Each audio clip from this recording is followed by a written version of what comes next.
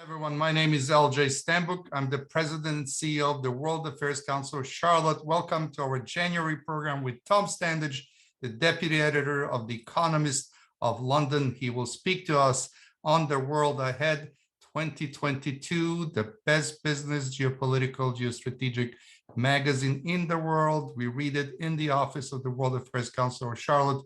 I hope you do too. We're going to have a very edifying, a very interesting conversation with Tom.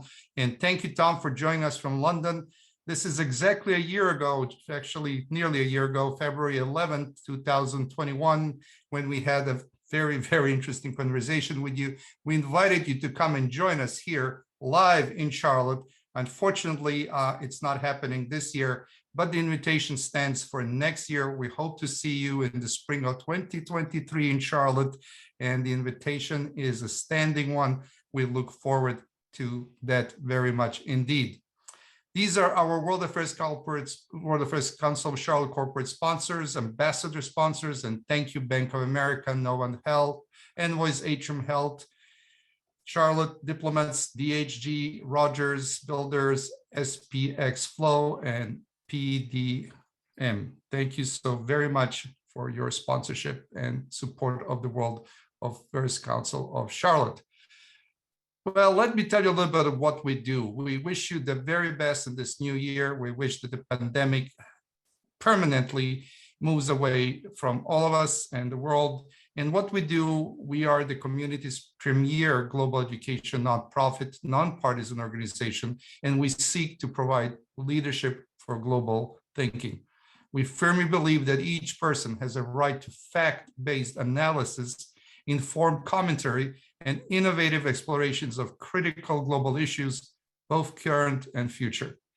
By facilitating and encouraging dialogue, knowledge, active participation, and understanding of global issues, the Council promotes these ideals as vitally important for our democracy to flourish at all levels. So I'm grateful to all of you for joining us today for our January program, and I hope you will join us for our future programs where you will learn more about the world as we bring it to Charlotte to you. Please note that your microphone will be on mute and that your camera will be turned off during the duration of the presentation. We will have a question and answer part of this program today. To submit a question at any time, and we do encourage you to submit questions, please use the question and answer box in the Zoom. You can see it highlighted in a red circle below. Do not use the chat. Please use the question and answer facility to talk to us. This presentation will be recorded and will be sent out via the World Affairs Council mailing list. So please make sure that you're signed up to receive the Council emails. Upcoming programs. Ambassador of Belgium, His Excellency Jean-Arthur Reguebeau, will be with us, and he will speak on the economic relationship between Belgium and the US on January 25th. This will be a live program. Only vaccinated, fully vaccinated people are permitted to join us, and masks are obligatory. The meeting luncheon will be at the Hilton. If you're interested, please let us know. There are a couple of seats still available. On February 10th, 2022, we have the annual Distinguished Speaker Series with Dr. Jay Bryson, the Managing Director and Chief Economist at Wells Fargo, who is going to speak on something similar but more economic-based, Global Economic Outlook 2022. February 22nd and 23rd, we'll have the private dinner and National Security Series luncheon with Mark Polymeropoulos, which is a Greek name and hard to pronounce even for me, and I'm a neighbor of Greece, former CIA head of clandestine operations in Europe and Eurasia. He's going to speak on clarity in crisis, leadership lessons from the CIA.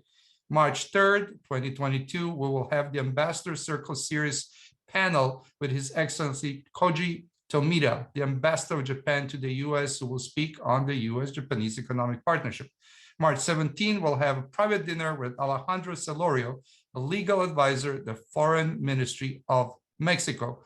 March 23rd, we'll have the virtual Euro Challenge School Competition 2022. April 4th, we will have the World Affairs Council Speaker Series with Frank Mayer from SPD Party, who is the mayor of Krefeld, Germany, the sister city of Charlotte, Krefeld, Germany. April 6th, we have the World Affairs Council CEO Series and private dinner with Fred Whitfield, President and Vice Chairman of the NBA team, Charlotte Hornets. As you know, the Charlotte Hornets have now had 6 wins in a row and are playing really, really, really well. And I would like to invite you to join us on our social media channels. Please like us, share your thoughts, and please follow the World Affairs Council of Charlotte. I will now invite Michael Hawley, lawyer, board member, former chair of the board of the World Affairs Council, KNL Gates, to introduce Tom Standage. Thank you. Thank you, Lubomir. And for those of you who have heard Tom speak before, you know we're in for a treat. And for those that you who haven't, that's how you'll feel afterwards. Tom carries Oxford credentials. He's got engineering and computer science credentials coming out of Oxford. He made his way to The Economist magazine in 1998. And he's contributed there in lots of different ways, science, technology, business, the digital space. And he finds himself now the deputy editor of that great magazine, working hand in hand with Zanny Minton Beddoes. Zanny visited with us in Charlotte back when she was about the caliber, I think, of Tom's stage, and spent some time with us here, which was lovely. And Tom, we look forward to having you here personally, just as Lubomir suggested. Tom's a prolific writer. He, I think, secretly wanted to be an historian. He's written 6 books, and they're history books, but they're told through stories, as the derivation of that word. You know, things like the history of the world in 6 glasses, the history of motion, the wheel to the automobile. And they're very well done, nicely done, and most entertaining. And as Lubomir mentioned, he graciously spoke to us in February of last year, and looking out on the year 2021, the one we just wrapped up. And as I recall, I think Tom saw some promise, some great promise in some respects for the year 2021, but a lot of uncertainty. And, you know, so now we find ourselves in January of 2022, and I suspect, I hope Tom will maybe take a quick look back at 2021. I've forgotten exactly what he projected or promised or prophesied, but it's quite possible that he was right on most of it. But here we are, January 2022, and in the words of that famous philosopher, Yogi Berra, it feels like deja vu all over again. So Tom is going to explain all of this to us. Welcome back to Charlotte. Tom, we look forward to your insights, and I'll pop back on when the Q&A begins. Thanks, Tom. Thank you, Michael, very much for that introduction, and thank you, everyone. It's great to be here again. Yes, one of the things I have to do as editor of our annual is write an article each year assessing how well we did in the previous year. And one of the interesting things about 2021 was that, in a sense, we already knew what one of the biggest stories in the world, if not the biggest story in the world, was going to be, which was the pandemic, the biggest story in many countries and in many industries. So we can talk in the Q&A, if you like, about what we got right and what we got wrong about 2021, but overall we had a pretty good year. Anyway, today I'm going to talk to you, I'm going to look forward, not back, and I'm going to talk to you about 2022. And in particular, I'm going to be summarizing some of the top themes for this year. And as they were last year, these are drawn from our annual, The World Ahead, and you can see the covers of previous editions here, which I edit. So I'm drawing from the predictions and the analysis and spotting the themes and joining the dots of the analysis provided by both my colleagues and also the expert external guests that we had writing for us this year. Everybody from Cyril Ramaphosa, the president of South Africa, to Audrey Tang, the digital minister of Taiwan, to Ai Weiwei, the Chinese artist and activist. Anyway, let's jump right in. Here come the top 10, and a big theme that plays out in all sorts of areas, and I think is sort of underpins an awful lot of what is to come, is the rivalry between America and China in particular, but more broadly between democracy and autocracy. Both countries want to demonstrate that their system, as they see it, is better and is more capable of providing stability and growth and innovation. And Joe Biden, in fact, in his first press conference as president last year, described this as a battle between the utility of democracies in the 21st century and autocracies. And he said, we've got to prove that democracy works. And of course, last month he had the Summit of Democracies, where America rallied, democracies from around the world in a virtual summit to try to make the case for democracy and why it's the best way of doing things. Or as Churchill put it, the worst way of doing things except for all the alternatives. The problem is that America is not a brilliant advertisement for the merits of democracy right now, given the dysfunctional and polarized nature of its politics. And in fact, democracy has been on the back foot for more than a decade now, since the global financial crisis. The Economist and various other organizations have had an index of how democracy is doing, and it has not been doing well. It's been doing worse. People have lost faith in democracy as a system. And I think other elections taking place this year, notably in France, in Brazil, and in Hungary, will be seen as tests of the health of democracy and the extent to which there's still voter enthusiasm for the sort of populist autocratic style of leadership that we've seen more of in the past decade or so. But I think the contrast between America and China's political systems will be most sharply brought into relief in late 2022. And that's when we're going to have, obviously, the midterm elections in America. And one of the most reliable rules of thumb in American politics is that whoever holds the White House does badly in the midterms. So Joe Biden and the Democrats are expected to lose control of the House and probably the Senate too, and will have even less scope to get things done than they do now.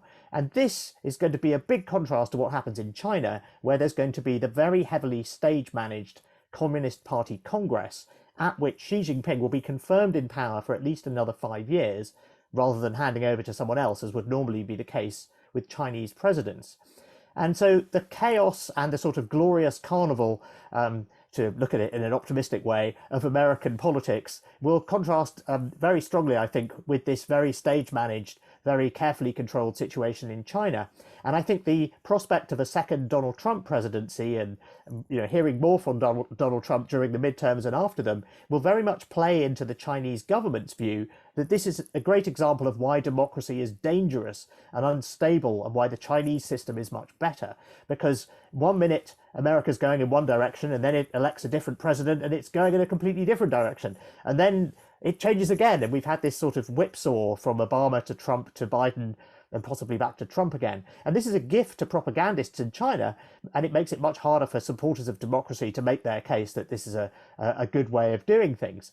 Despite this rivalry, there are lots of areas where America and China could cooperate this year, such as trade, climate, cybersecurity, and nuclear non-proliferation.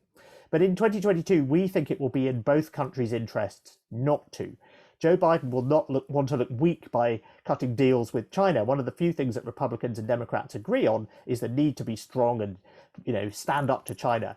And Xi Jinping will be dialing up the nationalist propaganda to cement his own position and to distract from any economic weakness. And his focus on stability does have a sort of silver lining, though, I think. It does mean we reckon that conflict over Taiwan or in the South China Sea is really unlikely this year, because President Xi wants everything to go really, really smoothly, and he wants to make the point that you don't get sort of big surprises under the Chinese system. Okay, that's the first. Let's move on to the second, which is the pandemic, and we hope the shift from the pandemic towards an endemic state. As you can see with this chart, which just shows the impact of vaccination in Britain and Israel, but these are two countries that vaccinated very widely and very early on.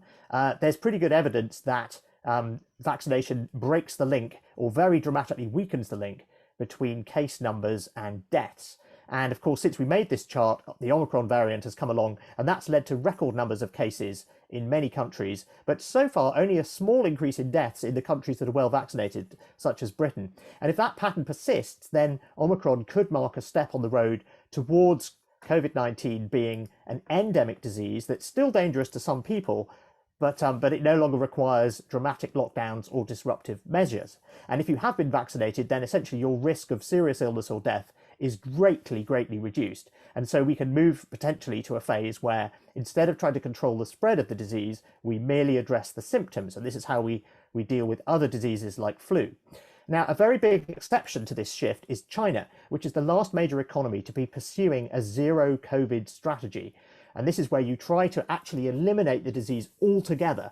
And this worked reasonably well in the early days of the pandemic with big citywide lockdowns, but it now looks increasingly unsustainable given the much higher transmissibility of the Delta and now the Omicron variants. And Omicron has just shown up in China for the first time, and literally just a handful of cases in one city, and they shut down the whole city. Also, the fact that Chinese vaccines are not very effective makes the zero COVID strategy more problematic too.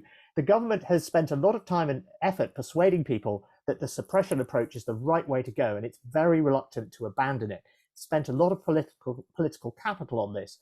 So China now faces a year of much more, much larger, more disruptive outbreaks and more severe lockdowns as it races to develop more effective vaccines based on the mRNA technology that we're lucky enough to have in the West. And in fact, we think China should abandon its vaccine nationalism. It should admit that the mRNA vaccines are better, and it should approve them for use in its own population, but it doesn't want to do so for political reasons. In the developed world where vaccine coverage is good, then the virus no longer poses a deadly threat to most people, provided they're fully vaccinated. And also, in addition to the vaccines, we have these other new tools available to us now, in particular the new antiviral pills, which greatly reduce the likelihood that infection will lead to serious illness or death. And so they can be given to vulnerable groups in particular who test positive to make it much less likely that they have to be admitted to hospital. So that's great. But in much of the world, vaccine coverage is still poor. And Omicron is a reminder of the importance of ensuring global vaccine coverage, because new variants can and will emerge at any time and spread around the world, as Omicron shows us. So the use of vaccine doses for boosters in rich countries means fewer doses are available in poor countries this year. But manufacturing capacity is expanding really quickly. We may have a glut of vaccines by the end of the year, and then it's going to be the logistical challenge of getting vaccines into people's arms that will be the biggest challenge. And I think one thing to watch out for this year is new forms of the vaccine that can be delivered via skin patches or inhalation. They're under development, they're being tested, and if they were to become available this year, that would make wider coverage of vaccines in the developing world much easier. So the end game is that the virus is everywhere, but can be managed and poses little danger. We are closer to that world than we were a year ago, but we're not there yet. Okay, onto the economy. You will have noticed inflation is at its highest level in the US for 40 years, and there are supply chain crunches. The price of lots of goods has gone up, and this is essentially an aftershock of the rapid bounce back from the pandemic that we saw last year. And this chart tells the story. Essentially, during the last 2 years, people were unable to spend money on services like holidays or going to restaurants because of lockdowns. So they spent the money on goods instead. They bought bigger TVs and games consoles and Peloton bikes and webcams and other stuff to make living at home and working at home for people who work at home more tolerable. And that overloaded supply chains and pushed up prices. And this chart shows the shift from services to goods in the US, but the same thing has actually happened across the rich world in 23 out of 25 OECD countries. In fact, the shift in Britain was even bigger. The US has the second biggest shift from goods to services. And we've also got higher inflation than we've had for decades. New figures out today show. So until recently, most economists and central bankers argued that this high inflation was temporary and would quickly pass, and maybe there'd have to be some rises in interest rates. We've already had one in Britain, and the Fed's going to raise rates this year a few times. And they pointed out that the factors that have kept interest rates and inflation low in the past decade or two, such as demographic change and globalization, are still there, and they ought to reassert themselves during 2022. However, in the past couple of months, there's been a change of mood, and there's now a lot more concern that we may see inflation higher for longer, because the virus is continuing to disrupt supply chains, not so much through lockdowns now, because lockdowns are not being used to the extent that they were. It's more to do with the labor shortages caused by the spread of Omicron as workers are forced to isolate. And we've seen this with airlines. They have 20% of their cabin crews having to isolate because of Omicron, and retailers similarly. And it's just been a big problem for people in all sorts of customer-facing industries.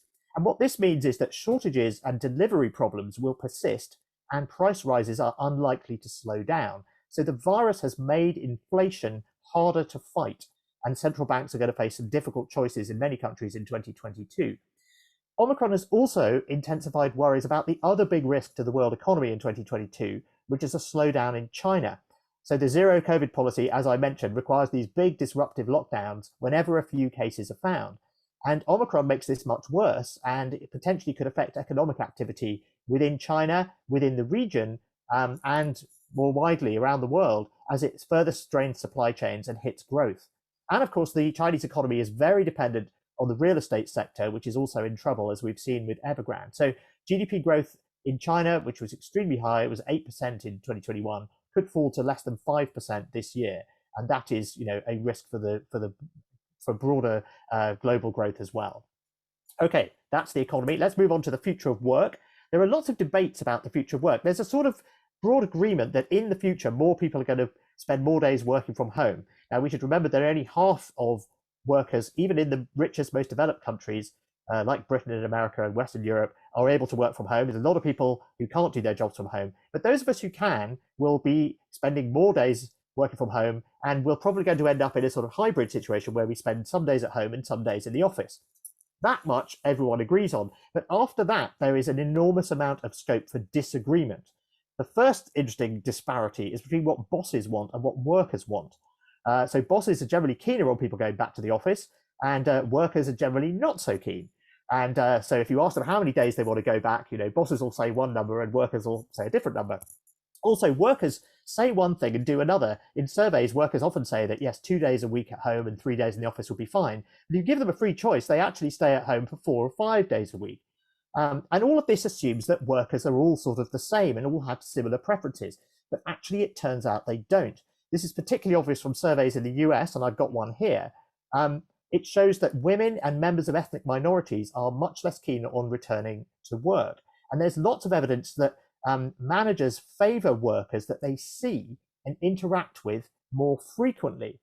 And so if women and people of color don't go back to the office quite so much, then those groups will miss out on pay rises and promotions and other opportunities, and companies could find themselves going backwards on things like the gender pay gap and diversity and inclusion and so on. So the danger here is that the workplace, the hybrid workplace of the future, will actually be less fair unless it's very carefully designed not to be. So there are some really extraordinary numbers. A survey by Slack found that 3% of Black knowledge workers in America wanted to return to the office full time versus 21% of white knowledge workers. There's also interesting differences with different age groups. Young workers are much keener to go back to the office because they want to build their professional networks. They want to hobnob with the boss and maybe get that promotion. Whereas older workers who've built their professional networks and they've climbed the corporate ladder feel much less compulsion to go back to the office. And fairness isn't the only thing that needs to be sorted out about hybrid working. We may need to update employment law. There are questions about surveillance. So a lot of companies are sort of monitoring how much work people are doing at home, things like how often they're pressing keys on their keyboard or how much they're moving their mouse. And this has led to people developing products that you plug into your computer and it pretends to move the mouse for you. So you take the dog for a walk or something, and meanwhile you're appearing to work. There's also health and safety questions. If I get a bad back from sitting in a bad chair in my study here at home, is it my employer's fault? And then there are tax rules as well. We're already seeing fights breaking out between countries, but also between US states about what happens if somebody who works for an investment bank in Manhattan but is actually staying at home somewhere in a different state. Where should they be paying tax and how does that work? And then there's this big debate about office space. Do we need more or less of it? If we're going into the office to collaborate rather than to do deep work, then we're going to need more sort of meeting rooms and collaboration spaces and fewer desks and fewer cubicles. Does that mean we need more office space or do we need less? We don't know. So there's lots of questions, there's lots of arguments looming here. It's going to take years to sort out. This is going to be one of the biggest long-term consequences of the pandemic, changing the way that we work. But that process of defining the new future of work starts in earnest in 2022. Okay, let's move on to tech and the tech lash. Regulatory fights will be continuing in America for the tech giants. There are various antitrust suits rumbling away, but the tech giants just seem to get bigger and bigger. It doesn't seem to make any difference, and their profits seem untouched. And so, new laws will be discussed, I'm sure, but they're unlikely to make much progress, even though bashing tech companies is one of the few things that Republicans and Democrats agree on. It's the other thing they agree on, I think, along with the need to be tough on China. I think the problem is that although they agree that the tech companies are doing bad things, they disagree on exactly what the bad things are and what needs to be changed. Meanwhile, the conversation about regulation of tech completely changed in 2021 because of the brutal crackdown, techlash that we saw in China. So if you look at this chart here, we saw IPOs halted, video games banned, celebrities booted off social media. The entire online tutoring sector was made non-profit practically overnight. No new video games have been approved in China since last July, and as a result, 14,000 video game companies have gone bust in China. This has all wiped as much as $1.5 trillion of market cap off Chinese tech firms, as you can see on the left chart there. So what's going on? Well, President Xi Jinping wants to remind people in part who's boss, and some of the tech firms' bosses got a bit too big for their boots. But he also wants to encourage tech firms to focus on different technologies, what's sometimes called deep tech, difficult things like AI, quantum computing, robotics, and not what he regards as frivolous things like video games and ride hailing and food delivery. And of course, he wants them to focus their R&D and their effort onto those other areas for geostrategic reasons, because they would give China a long-term economic and military advantage. So will this work? Well, we're not sure it will. If you look at the right-hand chart, you can see the amount of money going into Chinese startups is going down, and it continues to go up in America. And we think this is much more likely to stifle economic dynamism and hamper innovation and entrepreneurism in China. And we've seen quite a lot of Chinese tech bosses sort of deciding they want to retire and spend more time with their family. In fact, what they want to do is they don't want to work in an industry where the government can change its mind about the entire regulatory structure and pretty much overnight, and you have to change your business model or shut down or whatever. It's not a recipe to encourage entrepreneurism. This year, we think the focus of tech regulation may well shift to Europe. The European Union's Digital Markets Act and Digital Services Act, which would address many of the concerns that Americans have about big tech, appear to be headed towards passage. And that would affect US companies too, as once again, the EU acts as a sort of de facto global regulator.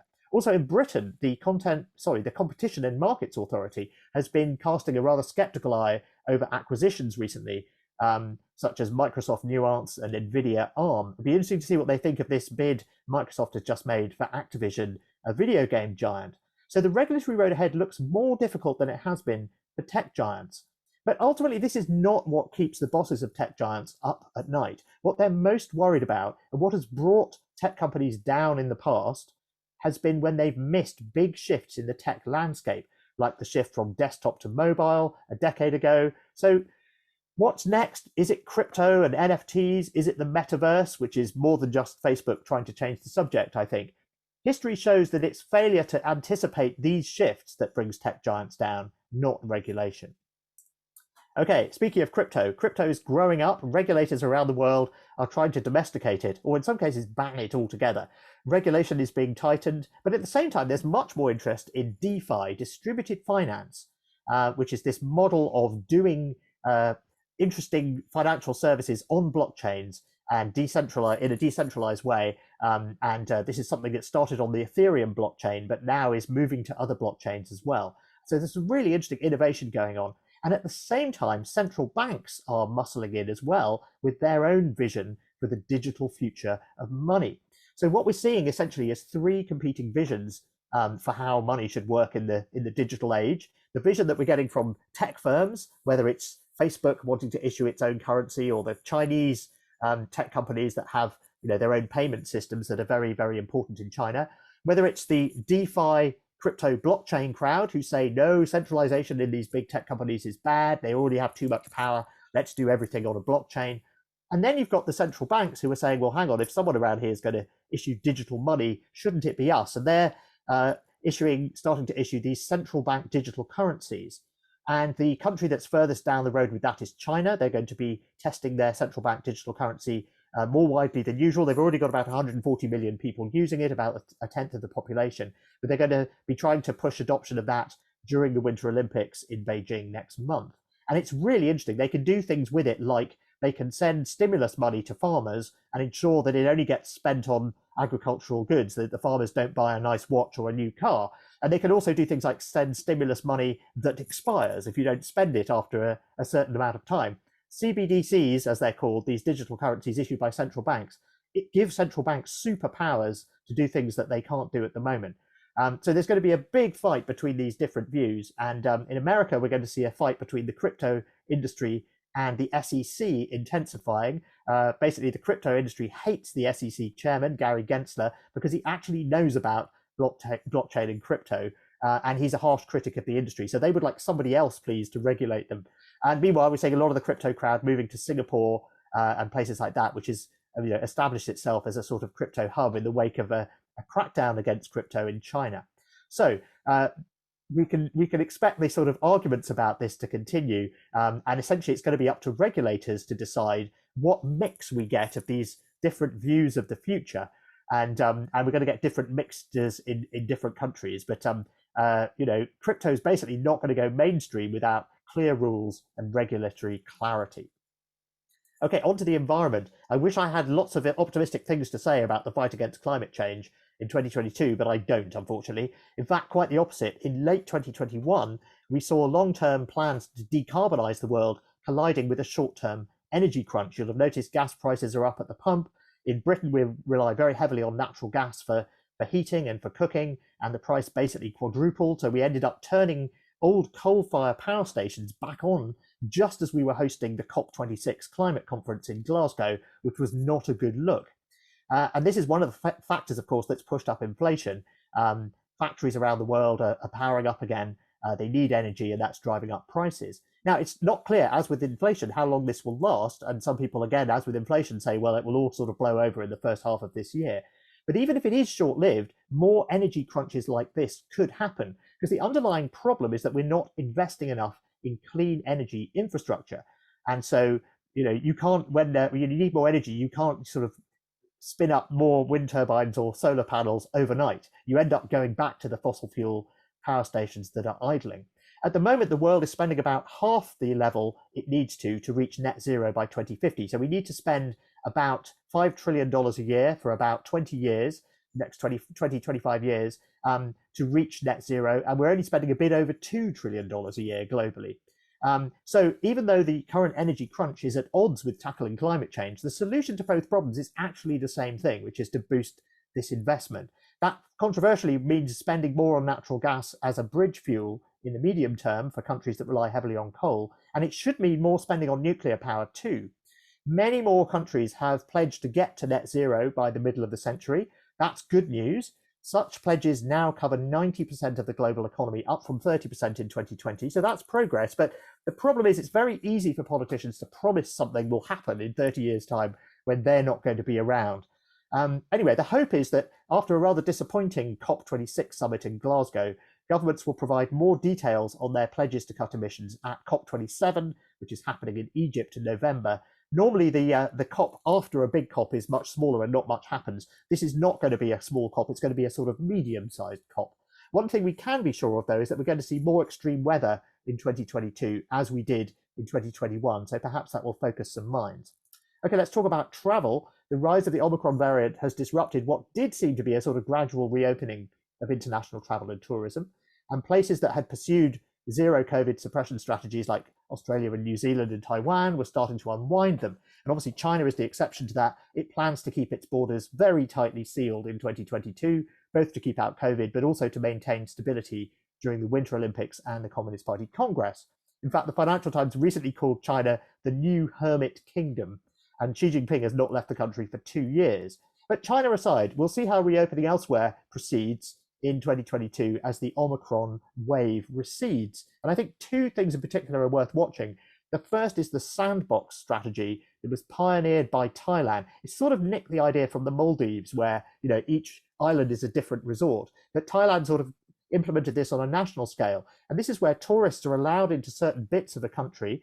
In Thailand's case, the resort island of Phuket, for example, and the locals have all been vaccinated and people who work in hospitality have been vaccinated, and tourists have to be vaccinated and they have to test negative to come in, and then they can spend 2 weeks there and have a holiday. And they're then given the option, if they want to go on to the rest of the country and they're still testing negative, they can do so. So it's a sort of waiting room for the rest of Thailand. And it's a very nice waiting room to stay in, I'm sure. But that sandbox model where you make sure that the local tourism industry is well equipped and is well vaccinated allows you to strike a balance between safety and maintaining your tourism industry, which is very important. In Thailand's case, it's 20% of their GDP. And so other countries are starting to adopt this model too. And I think it's a helpful sign. There's scope for innovation in travel rules. We're going to have these sorts of things with us for many years. We've still got the security arrangements that were introduced after 9/11. So this whole regime of testing and having to show vaccine certificates and so on is going to be around for at least a decade, I'd have thought. The second thing to watch is business travel. Travel has bounced back from previous disasters or previous disruptions like 9/11 and the global financial crisis. But business travel never quite returned to its previous level. And what happens instead is that the overall level of travel increases because of increased tourism. And I think the same is going to be true here. I think business travel is even less likely to bounce back this time around because companies have seen how much money they can save by just switching to video calls and so on. So for really important meetings where you have to go and look someone in the eye and shake their hand, I'm sure that people will still be getting on planes. But I think a lot of business travel is not coming back. Some people say, a third of it could be gone forever. Even a half of it could be gone forever. That would be good for the planet, but actually, weirdly, it would be bad for tourists because their tickets and their hotels are subsidized by high-spending business travelers. Okay, one destination that has become much more popular in 2021 was space. We saw lots of people go to space as tourists in 2021, and this year even more people are going to do so. And in fact, this could be the first year when more people go to space as paying citizens, as paying passengers, than as government employees. We've seen this terrific rivalry between the space companies, Blue Origin, SpaceX, Virgin Galactic.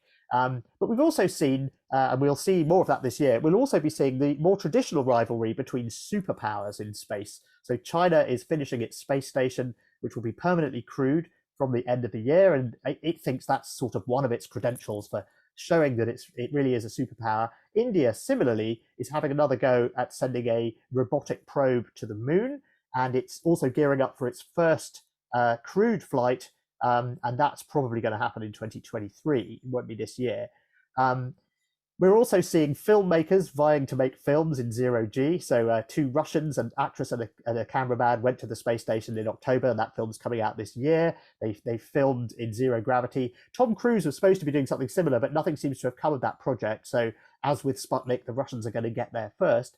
And combining these two ideas in a real mission that sounds like a Hollywood movie, NASA is going to smack a space probe into an asteroid to see how much it changes its orbit. And this is a sort of practice run in case we ever have to deflect an asteroid that's heading towards Earth. This particular asteroid poses no danger to us at all. It's just a practice run. But all of this, I think, could very easily be upstaged by this thing here, which is SpaceX's new rocket, Starship, which is so powerful. I mean, it's more powerful than any rocket that's ever been launched before, bigger than the Saturn V, which sent people to the moon. And it will probably make its first orbital flight in the spring of this year. And that could transform the economics of spaceflight even more than SpaceX has already with its existing rockets. So prepare for liftoff there. Okay, finally, 10th trend of our 10 is sport. And I think the Winter Olympics in Beijing and the World Cup in Qatar this year will be reminders of how sport can unite the world, but can also become a political football. And expect protests and boycotts directed at the host countries at both of those events because of their human rights record.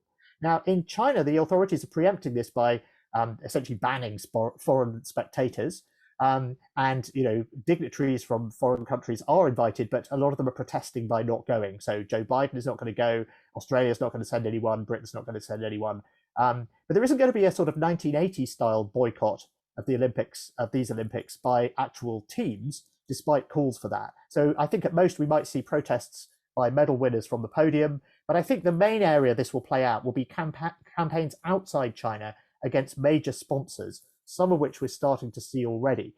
And this puts sponsors in a tricky spot. They don't want to offend China, but they also don't want to offend their customers outside China.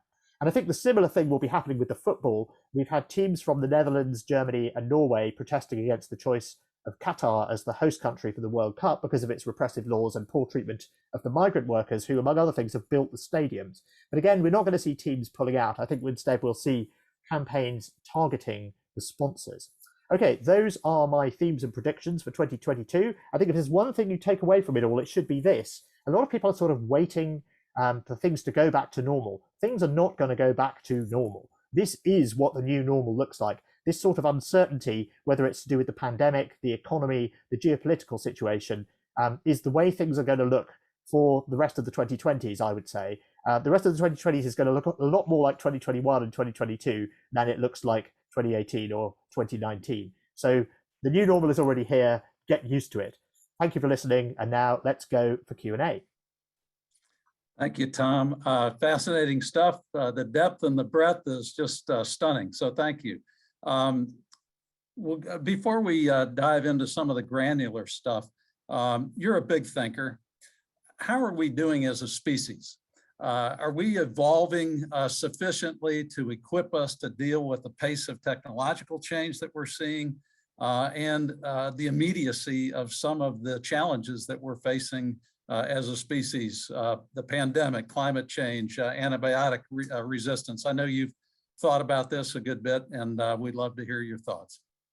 Well, of course, we've moved on from sort of literal evolution. We're moving much faster than evolution affects our species. I mean, the fact evolution is happening, Omicron is an example of it. All of these variants are. But you know, we make things happen at a higher level using culture and technology. And I'm optimistic about this. I mean, 2021, I think, gave us great cause for optimism about our ability to solve big problems as a species when we really have to. If you look at what happened with the vaccines, those vaccines were developed incredibly quickly. Now, not quite as quickly as it appeared, because the technology in question had been under development actually since the 1970s. But it turned out that it was ready at the exact moment that we needed it. And so it was possible to pivot from what that technology was being used for previously to just, oh, well, we could just switch over and use it for COVID vaccines. And those vaccines really are amazingly effective. They've been deployed on a scale that, you know, we haven't seen any vaccine deployed before. And I think that is, you know, calls for optimism that we can solve big problems. So I hope we will be able to apply that sort of ingenuity and willingness to get things done and knuckle down and solve big problems to climate change, because that's the big challenge of this century. But what I've done in the annual this year, the World Ahead 2022, is I've got this sort of roundup of 22 emerging technologies that, like the mRNA vaccines, might appear to come from nowhere. So there's an old saying in the tech industry that, you know, it takes decades to create an overnight success. What else might suddenly loom into view? And there's lots of interesting candidates, quite a lot of which are in fact, you know, climate related. So would direct air capture suddenly get much better? What about heat pumps? What about electric aircraft? There's all sorts of areas where you know, ingenuity can help us deal with climate change. So I'd like to focus on the optimistic possibilities there, and you know, look forward with pragmatism, but also I think with hope.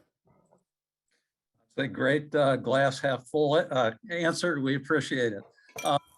There are several questions about China, and folks would love to hear your thoughts about how Xi Jinping has changed over the last several years, the approaches that he's taking, what's caught your eye, and also the extent to which the United States is able to influence the direction of China and the priorities of China. Well, I think what's become clear was that the optimism that we had at the beginning of the century that China coming into the WTO would mean that, you know, it would become more liberal economically and more liberal politically is exactly wrong. It has, you know, become a trade powerhouse and absolutely central to global supply chains and so on. But it's become, if anything, much more authoritarian, particularly under Xi Jinping. And now he's making the case for, you know, staying on as president for longer, and he's got Xi Jinping thought written into the, you know, the sort of constitution and so forth. There is a sort of moral aspect to this as well, that he really thinks that a lot of the problems that China has. I mean, things like banning video games for children during the week. It's actually very popular with parents, but he's doing it from this sort of moral position, and he really is assuming the mantle of previous great Chinese leaders like Mao. And so it's not just sort of technocratic leadership that says we can deliver growth and we can deliver prosperity. He really is sort of talking in a rather different way about what he's trying to do, and there is this moral dimension to it.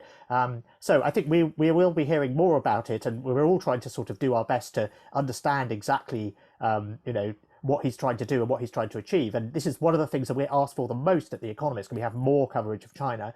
Can we have more analysis of what's going on here? And I think when it comes to America, China is absolutely convinced that America is in terminal decline, and America is not doing a great job of persuading it otherwise at the moment. America is doing a great job of sabotaging itself in lots of different ways, and this is just a gift to China. And it's what it sees as its inevitable ascendancy to becoming the world's dominant power. So I don't think it has seen America as sort of a jealous rival trying to stop it, and I think it's less worried about America's ability to do that than it was 5 years ago. Thank you, Tom. Just moving on to disparities between the developing and developed world. What catches your eyes as the things that we should be paying attention to that we might not be? The obvious ones are vaccine disparities, income disparities. Are there other things that rise to the level of concern for you? I think income is the big one, because we've seen a lot of we've seen political instability in the past when you have things like food price spikes. So one of the factors behind the Arab Spring was the spike in food prices. In fact, one of the factors behind that was the corn ethanol mandate in the US, and that drove up food prices around the world. But I mean, we've seen in the past that when you have pandemics, and there's been a lot of modelling on this with smaller pandemics like the Ebola pandemic in Africa.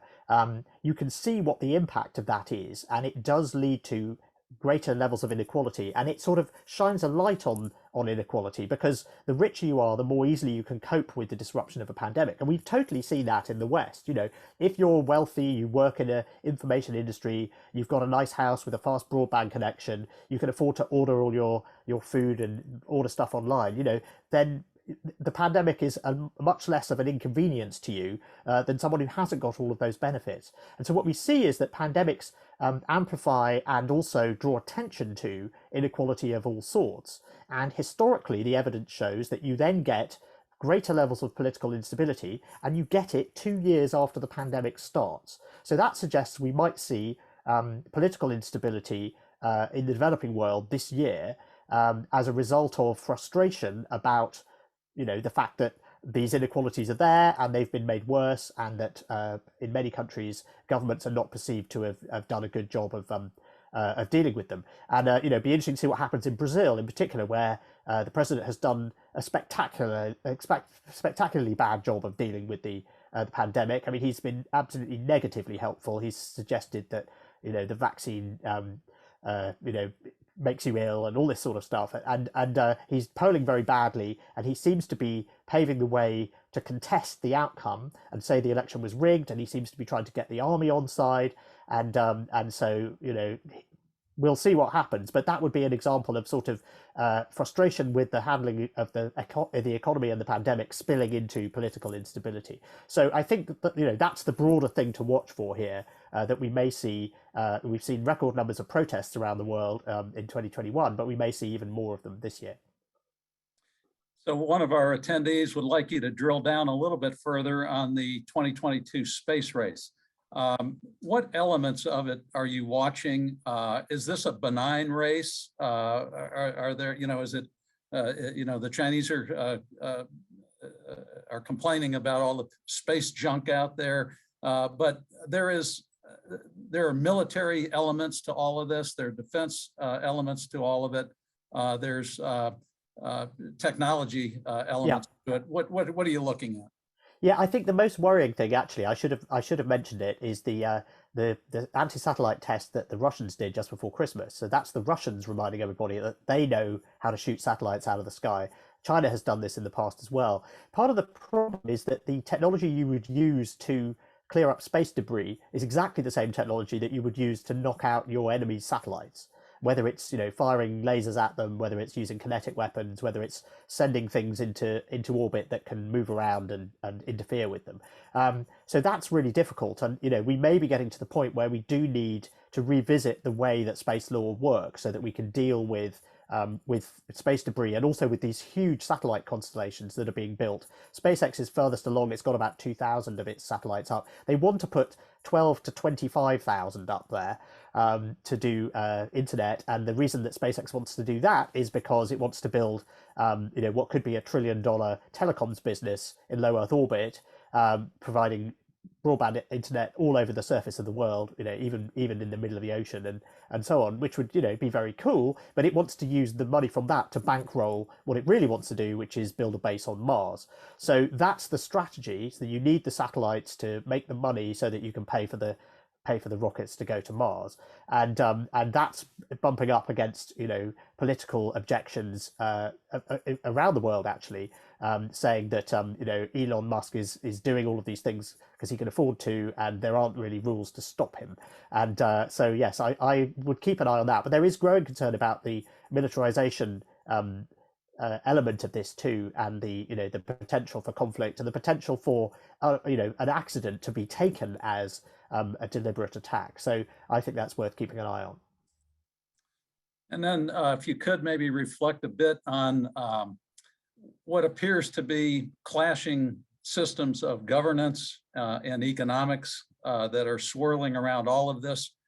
There's certainly a lot of granular elements to the things that we've been talking about. But just from a 30,000 foot level, where are we in the determinations about governance systems and economic systems? What should we be paying attention to? I noticed, in your edition this week, it's beware of the bossy state. And, the role of government, business, and intervention all changing. What do you think? Yes, I mean, it's striking that there doesn't seem to be anybody arguing for small government anymore. So in Britain, it would have been the Conservative Party, but the Conservative Party has, been in power during the pandemic and has, overseen this enormous expansion of the state. The Republicans under Donald Trump increased spending on all sorts of things, and ran up massive debts by cutting tax. And so again, there doesn't seem to be appetite for a small state there. And of course, the Democrats have already passed one big spending bill and would like to pass another one. So so there is, there doesn't seem to be a case for people saying government should be smaller, and I think that's one of the things we're trying to point out, that there seems to be a sort of we seem to be in a strange position where there doesn't seem to be much debate about that. The question is, how big should the government be, and what should we be spending the money on? So there's that, and then there's also this sort of bossiness. We think some of the sort of tendencies to try and rein in the antitrust, or some of the things that we've heard. I mean, the Biden administration is saying that antitrust is a way of bringing down inflation, which we are not persuaded by at all. I mean, the big tech companies, don't charge for their products. You can't say Facebook's charging too much or Google's charging too much for its search engine. So we don't think that makes a lot of sense. And we think that the sort of efforts to rein in the big tech companies are for the most part quite misguided. They are spending enormous amounts of money, about 300 billion a year, the big five, which is, funny enough, about the same amount of money that venture capital firms put into startups last year. It's a huge amount of money, but they're trying to sort of escape the trend of history, which is that tech firms don't disappear because they get regulated out of existence. It's always the same thing that brings them down, which is that they become irrelevant because they miss the switch to the next big thing. Think about what happened to IBM when it fumbled the switch to from mainframes to PCs, or think about Nokia, which just disappeared altogether. This is something that has brought down big tech companies in the past, and that's the people running the big tech companies today know this is the case today, and this is why they're pumping money into AI and quantum computing and autonomous cars and drones and the metaverse and you name it. And I think we should let them, because this is great. It's an enormous amount of R&D being done by the private sector. It's creating jobs, and so far those fields are all very heavily contested. There's lots of companies that want to do the metaverse, not just Facebook or Meta, as we're now supposed to call it. There's lots of companies doing autonomous cars. This is great. Competition is good, and we think the sort of tendency to try and rein the big tech companies in is rather misguided. So maybe we can wrap up with two questions. One relates to just the intensity of brinksmanship that's developing in the international space, China and Taiwan, Russia and Ukraine. Are these things that are naturally occurring, or are these out of the normal realm, or what are your thoughts on that? And then someone has asked that you please leave us with an optimistic prediction for the year and more ahead. So that's plenty of room to move there. Sure. I think on the brinksmanship, yes. I mean, I would go back to what I said in my conclusion, which is that in retrospect, we had a quite sort of stable world for certainly 20 years after the fall of the Soviet Union. And what we're seeing now is sort of natural superpower rivalries re-emerging. And one of the things that's accelerated this is Joe Biden's weakness. So, and the fact that, a lot of Republicans seem to think that Russia is great and that Putin is fine, and it doesn't really matter if he wants to march around and do things in Ukraine. That's fine with them. So that makes it quite difficult for America to say, wait, this is bad. And just generally, I think Putin is driven by a very different incentive from what's happening in China. In China, there is a political reason this year for Xi Jinping not to make a move on Taiwan, because he wants stability this year. So his own electoral calculus, as it were, it's not electoral, but it's his own popularity, is reinforced by holding back there. The opposite is true for Putin. He's very unpopular at home. The oldest trick in the book is, if you're unpopular at home, start a foreign war. So that seems to be what is motivating Putin. But in a sense, they both have the same sort of, he and Xi Jinping have the same thing, which is that Taiwan is a democracy on the doorstep of China that shows that there is nothing incompatible there's nothing incompatible about democracy with Chinese culture. And so that's a sort of a riposte to China and its autocratic system. And similarly, Vladimir Putin hates it when bits of the former Soviet Union start to suggest that the way that Putin does things and that autocracy and sort of strongman leadership is not a great idea. So when the dictator in Belarus stole the election, that was fine with Putin because he steals the election all the time. And in Kazakhstan, people started objecting to high energy prices, and Putin sent the troops in because what you definitely don't want is the autocrat next door to lose his job.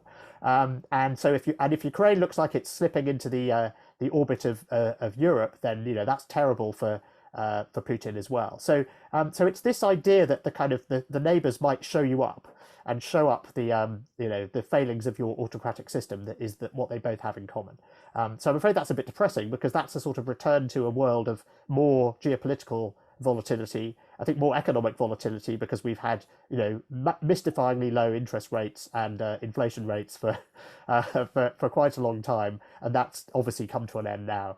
But I think the optimistic note is that there is enormous promise in emerging technologies, and that's the bit that I would look at in the center of our annual this year. All sorts of interesting developments, and the mRNA vaccines are just the tip of the iceberg. The same technology could be deployed in all sorts of other ways to make all sorts of therapies. We know it works because we've used it for the coronavirus vaccines. You could now use it to fight malaria, various kinds of cancer, sickle cell disease. There's all sorts of things that the inventors of it are going, right, we've proved it, let's do that next. So I think we're on the cusp of a, potentially a very big change in medicine. In fact, some of the contributors to our annual, we had the creators of the Pfizer-BioNTech vaccine. They wrote a piece for us. They said they think that in a decade's time, a third of all new drugs that are being approved are going to be using this mRNA technology.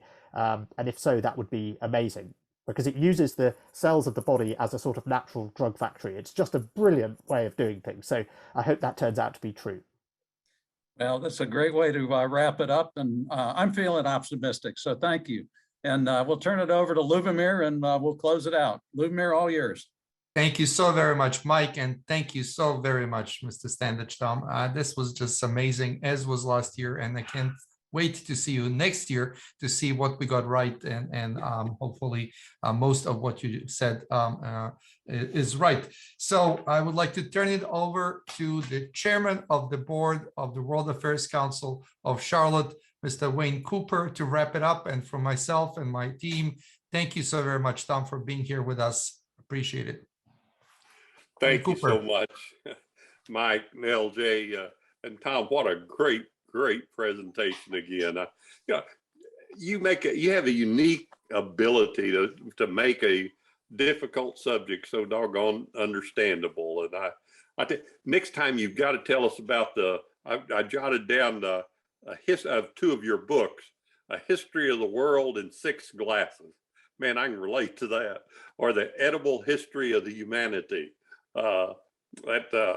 Next time you got to tell us how those became. But thank you so much, Tom. We look forward to seeing you back here in Charlotte in person. I know we have some. Okay, I hope we can make that happen. Thank you. There you go. Well, I think so. Well, thank you. I know we have some new people in our audience today to hear your presentation, and so we want to remind you that if you're not a member, please become one. And if you are a member, think about increasing your level of membership. Your membership allows LJ and the staff to bring you such excellent presentations like we have today.